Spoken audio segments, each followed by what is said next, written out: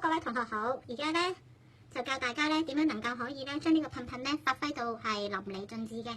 平日咧我哋如果就咁噴嘅話咧係有效嘅，但係如果你想令到佢個效果更理想嘅話咧，先搖一搖佢，因為咧啲分子咧可能有時有機會會沉澱啊各樣嘢，但係因為佢係屬於呢個3000度以頓嘅科技咧，就可以其實搖一搖佢咧 active 佢咧係效果更加理想嘅。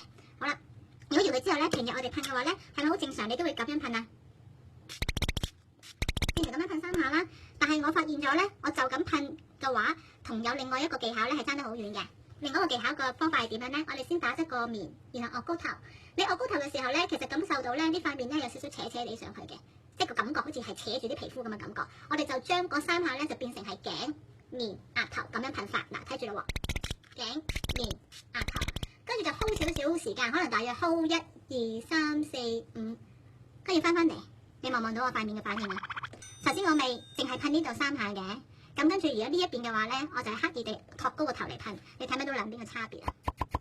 你睇下呢個角度咧係好斜好靚嘅，但係呢個拳咧依然係好高嘅。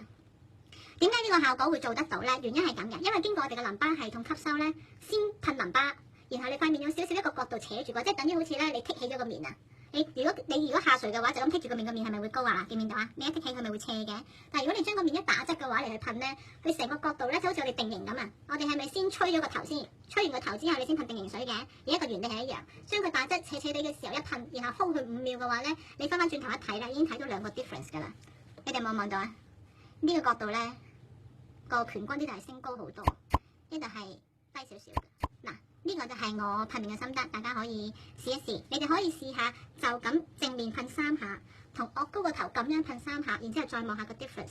大家試下，我覺得認為呢個係最好嘅效果。